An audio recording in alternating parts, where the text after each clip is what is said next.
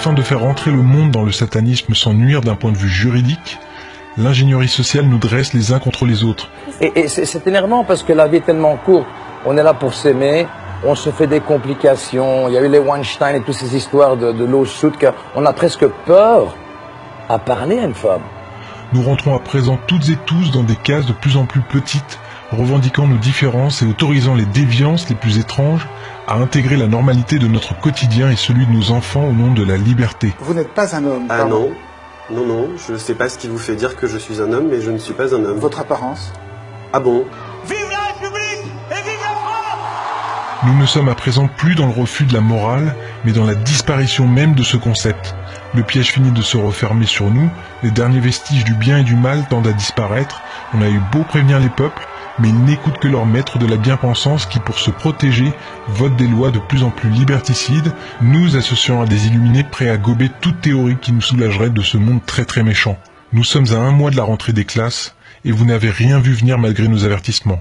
L'éducation, c'est primordial et c'est pour ça qu'à partir de la rentrée, avec Jean-Michel Blanquer, nous avons adressé une circulaire à tous les recteurs de France en leur demandant de mettre en œuvre une loi qui existe déjà, mais qui n'est pas mise en œuvre, qui demande qu'il y ait 3 séances par année scolaire d'éducation à la vie affective et sexuelle. Je suis médecin, j'ai été chef de service en pédopsychiatrie pendant 35 ans, professeur associé de psychologie de l'enfant, et je parle aujourd'hui au nom d'un groupe de professionnels de l'enfance, lanceurs d'alerte, très inquiets de ce qui attend les enfants et les adolescents si nous ne nous mobilisons pas. Je pense qu'il faut profiter de cette porte entrouverte pour y glisser la question aussi de l'orientation sexuelle et de l'identité de genre. Ok, je suis obligé de faire une petite parenthèse, suivez-moi bien, c'est très important. Alfred Kinsey était un scientifique obsédé par l'homosexualité et l'adultère qui mena une célèbre recherche sur la sexualité des hommes, puis des femmes, ce qui donnera une Bible à laquelle les médias rendent encore hommage aujourd'hui. Le rapport Kinsey, qui fut par ailleurs financé par les Rockefeller. Mais ce que ne vous disent pas Slate.fr, Mademoiselle ou Psychologie, lorsqu'ils vantent les mérites de ce psychopathe, c'est que Kinsey forma des pédophiles à violer des enfants et à tenir des notes sur chaque aspect du viol. Table 34, a 4-year-old child. 26 orgasms in 24 hours. That's an around-the-clock experiment. Wow, that's torture. That's torture, you bet. Tenant un journal portant sur leur propre plaisir pendant l'acte, où toutes les réactions des enfants de tous âges sont répertoriées, qu'elles soient les pleurs ou la lutte de l'enfant, considérées faussement comme des orgasmes. De ces viols à répétition sur des milliers d'enfants et bébés par tous ces pédophiles, naîtra donc le rapport Kinsey, qui deviendra rapidement le fer de lance dans le combat pour la libération sexuelle et pour le féminisme des années 70, et marquera un tournant dramatique dans notre rapport au sexe. Aujourd'hui, le rapport Kinsey est sans aucun doute possible à l'origine du droit à l'éducation sexuelle qui arrive dans nos écoles cette année. Rarement un livre pour enfants n'aura fait autant parler de lui. Tous à poil, un livre de 34 pages destiné aux 6-8 ans. Au fil de l'ouvrage, on y voit une maîtresse, un policier, une grand-mère, des personnages représentant l'autorité, se déshabiller.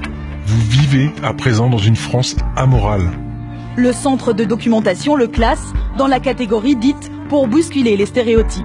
Et les stéréotypes, ça se déconstruit dès le plus jeune âge. Qu'on lutte contre les stéréotypes d'inégalité, oui. Qu'on inculque et qu'on déstabilise des enfants en expérimentant sur eux une théorie hasardeuse qui n'est pas scientifique, c'est grave. Et ce qui est encore plus grave, c'est qu'un ministre de la République cache aux Français ce soir, devant nous, la réalité de ce qui a été mis en œuvre. Et c'est notre devoir d'homme politique de prévenir les parents et de mettre fin à cela. Et gare à vous si vous n'emboîtez pas le pas de cette nouvelle ère qui démarre officiellement chez nous à la rentrée 2018. Gare à vous si vous n'acceptez pas que vos enfants de 4 ans reçoivent des cours d'éducation sexuelle. Gare à vous si vous n'acceptez pas que votre fille soit un garçon, votre garçon une fille, ou même ni l'un ni l'autre et qu'il décide de se sentir non-binaire. Ce programme introduit aussi la théorie du genre, c'est-à-dire l'idée selon laquelle notre identité sexuelle, garçon ou fille, masculine ou féminine, est une construction sociale qui n'est pas liée à notre sexe biologique. As far as the actual psychological issues at play, it used to be called gender dysphoria or gender identity disorder, now they call it gender dysphoria.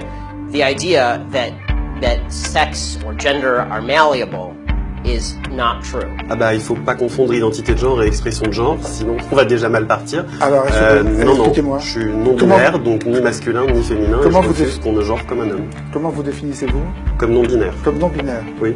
No. My answer is no. I'm not going to modify basic biology because it threatens your subjective sense of what you are. Gare à vous si après de maintes recherches, vous vous rendez compte que tout cela n'est validé par aucune étude scientifique. Cette théorie très contestée n'a aucun fondement scientifique. And it's not backed by any science that anyone can cite. It is pure conjecture.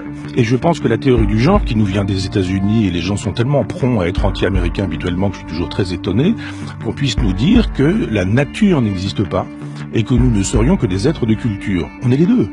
On est naturellement un homme, naturellement une femme, et puis après on devient un homme et on devient une femme. Donc qu'on agisse sur les stéréotypes et qu'on évite évidemment le machisme et la phallocratie, je suis évidemment pour ça. Mais ça ne se fera pas en considérant que la nature n'existe pas. Gare à vous si vous ne laissez pas mettre la main sur vos enfants pour leur apprendre dès le plus jeune âge ce qu'est la masturbation. Ce programme est imposé par les instances européennes et il est obligatoire. En France, aucun parent ne peut y soustraire son enfant. Gare à vous, car ce n'est pas une option. 8 élèves de la 6e classe se sont effondrés quand on leur a montré des photos et des images d'organes sexuels. Après une conversation avec la direction de l'école, Mélita a finalement été tirée violemment de la salle de classe par la directrice et une autre enseignante. Mais à cause de sa résistance, elle a dû purger sa peine dans la salle des professeurs pour le reste de l'heure. Pire encore, puisque le cours passé dans la salle des professeurs et une autre séance d'éducation sexuelle ont été rapportés comme des absences à l'administration scolaire, l'appareil des instances officielles s'est mis en mouvement. Après une amende pénale suivie d'un refus de paiement de la part des parents de Mélita, entraînant une accusation devant le tribunal, puis la visite de l'huissier de justice, et puis l'affaire est transmise au tribunal régional supérieur, où les parents n'étaient plus autorisés à se défendre eux-mêmes. Après une dernière demande de paiement, Eugène M., le père de Mélita, a finalement été informé que lui et sa femme Louise sont condamnés à une peine de prison d'1 jour. Et ils ont été priés de prendre contact volontairement avec le tribunal responsable. Comme Eugène M. était convaincu de son innocence, il a refusé de s'y plier et il a donc été emmené par des agents pénitentiaires et finalement emprisonné. Sa femme, Louise, enceinte, a fait l'objet de la même sentence. Il reste à voir comment les autorités procéderont à son égard à cause de sa grossesse. C'est un sentiment bizarre d'être enfermé en prison pour quelque chose dont, en fait, au sens propre, on n'est pas coupable. Et le droit à l'éducation sexuelle n'a absolument rien de libertaire. Les droits sexuels sont le droit à la satisfaction de ses désirs, alors que la civilisation et le bien commun demandent qu'on maîtrise ses pulsions et pas qu'on exige de les satisfaire. Le droit à l'éducation sexuelle, c'est avant tout le droit qu'a votre enfant, une fois son identité la plus intime brisée, à même se revendiquer un jour d'une autre couleur de peau. Non mais c'est intéressant qu'on interroge tous nos propres stéréotypes autour de la table, parce que sans même m'avoir posé la question, vous supposez que je suis un homme. Seulement par mon apparence, vous estimez que je suis blanc. That's nonsense. The transgender suicide rate is 40%. It is 40%. The normal suicide rate across the United States is 4%. The suicide rate in the transgender community is 40%. The idea that 36% more transgender people are committing suicide because people are mean to them is ridiculous. En référence aux textes internationaux de l'Organisation mondiale de la santé, cette éducation à la sexualité doit commencer entre 0 et 4 ans. Et l'on doit expliquer aux enfants de cet âge ce qu'est la masturbation infantile précoce et leur proposer de jouer au docteur. Une société amorale dont avaient rêvé Aleister Crowley, Anton LaVey, Alfred Kinsey et bien d'autres. Et pour en revenir à la pédophilie, il est bien évident qu'il fallait se débarrasser des lois réprimant cette déviance sexuelle. C'est ainsi que, grâce encore à notre secrétaire d'État chargé de l'égalité homme-femme, Marlène Schiappa, qui a profité que vous ayez le dos tourné pour en faire plutôt une préférence sexuelle. En d'autres termes, si demain vos enfants se font violer par un adulte, ils devront prouver au barreau et en présence de leur violeur qu'ils n'étaient pas consentants, quel que soit leur âge. Et si votre enfant, pendant qu'il était en train de se faire sodomiser, n'a pas réagi, il connaîtra le problème que beaucoup de femmes vivent après un viol, celui d'être culpabilisé parce qu'il ne s'est pas débattu. Ben oui, il a été éduqué sexuellement, hein? Why didn't you report the rape in the first case if there was evidence? It's a big problem. And if there wasn't evidence, does that mean you didn't fight back? Why not? We see it the whole time. You ladies do make our job rather difficult. What are you thinking, Lawrence? Shall I tell you what's going on in your head biologically? There's a part of your brain, the amygdala, is telling you to do whatever you need to do to survive. It's like a siren, survive, survive. So loud, in fact, it's drowning out your cerebral cortex, your logical brain. Your cortex knows, I'm not going to cut your throat, why would I do that? My family's in enough trouble as it is. But the amygdala, it's pure instinct. It feels the damage this can do. It's not bigger than a peanut. You're taken by surprise, afraid for your life. We're programmed to do whatever will ensure our survival. And sometimes, that's nothing.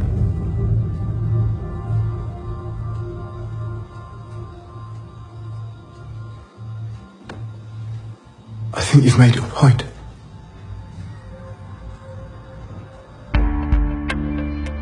Nous ne tenons même plus compte de ce que l'on appelle la sidération. Que direz-vous, sataniste lavéien, lorsque votre enfant se fera violer, puis le pédophile relaxé parce que finalement, le juge aura décrété qu'il n'y a pas eu, selon la loi, maltraitance puisque votre enfant était consentant? Cela dépasse-t-il votre philosophie amorale? Si oui, comptez-vous vous dresser contre votre propre philosophie?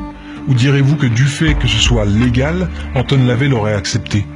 Et là je m'adresse à tout le monde. Puisque le satanisme est amoral, avez-vous réellement conscience que nous entrons dans une société pédo-amorale? Pardonnez-moi, pédo-sataniste? Êtes-vous bien d'accord qu'il existe alors un lien entre satanisme et pédophilie?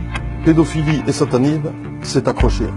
On dit souvent que les sectes satanistes sont le maquis de la pédophilie. Ne voyez-vous pas que ces mesures ne sont pas bénéfiques pour les enfants, mais seulement pour les pédophiles et pédomanes? Suis-je vraiment devin si je vous dis qu'ils vont bientôt infiltrer le mouvement LGBT pour revendiquer leurs préférences sexuelles? Ou fais-je simplement appel à mon bon sens, bordel? Pedophilia is coded as the sexual preference for pre-adolescent children. It is crucial to understand the difference between pedophilia and child sexual abuse, which is illegal and must always be. But a pedophile who doesn't abuse children has done nothing wrong. J'ai eu la même réaction d'incrédulité quand mes collègues m'ont transmis ces informations.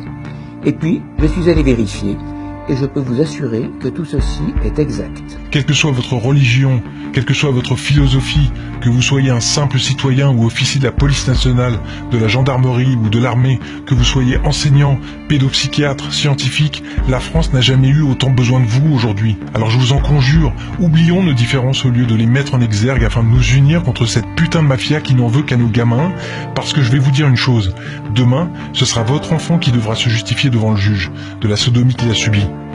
Ok ? Votre enfant ne sera plus victime d'un pervers, il ne s'agira plus d'une affaire de pédophilie, mais d'une question de consentement à la seule appréciation du juge. Allez-vous laisser faire ça? Je réitère un appel solennel au nom des Français envers nos gardiens de la paix intègres. Nous demandons votre assistance. Ne restez pas les bras croisés, désobéissez de façon organisée au nom de la France et de nos enfants afin d'éviter aux citoyens français d'être tellement à bout qu'ils viendraient à prendre les armes pour protéger eux-mêmes leurs enfants. La pire chose qui puisse arriver à notre pays est la guerre civile. Alors nous vous demandons de réagir. Et quant à vous, citoyens, vous me demandez souvent « Ok, nous sommes réveillés, mais comment pouvons-nous faire ?» Même si toutes nos institutions sont infestées de pédophiles et pédomanes, dans la magistrature, dans la politique, dans le divertissement, dans les services publics, dans la finance et même dans les hauts rangs de la police nationale et de la gendarmerie, chaque corps de métier compte un nombre impressionnant, mais pour l'instant silencieux, de personnes qui savent déjà mais qui ont peur de bouger, peur de perdre leur emploi s'ils parlaient, ou de se voir placés en hôpital psychiatrique. Notre mission en tant que citoyens français et citoyens du monde n'est pas de prendre les armes, ne faisons pas cette bêtise, nous devons agir en respectant la loi. Nous devons donner toute notre énergie non seulement à prévenir ceux qui ne savent pas, ceux qui pensent encore que tout cela n'est qu'une théorie du complot, leur faire comprendre, leur faire réaliser l'immense gravité de la situation. Partagez cette vidéo, même si vous avez peur de passer pour un guignol face à vos collègues, amis ou famille, partagez cette vidéo. Dites que vous savez, levez-vous. Il ne s'agit pas ici de politique, ni de religion, ni de couleur de peau, il s'agit de la sécurité et du bien-être de nos enfants, bordel. Partagez cette vidéo, et pour celles et ceux qui sont déjà réveillés, et vous êtes nombreux à faire déjà ce travail d'éveil des consciences, faites des tracts, diffusez-les en masse à tous vos contacts, à tous les parents, à tous vos copains. Nous sommes capables de nous réunir par millions pour voir un ballon sur un terrain de foot, Pour une fois, utilisons cette énergie pour une véritable cause, parce que même si nos dirigeants tentent de nous enfumer, de nous discréditer, la pire chose qu'il puisse arriver pour eux, c'est que nous oublions nos différences pour nous unir. Ils sont terrifiés à cette idée. Ne restez pas silencieux parce que demain il sera trop tard et vous ne pourrez pas dire que vous ne saviez pas.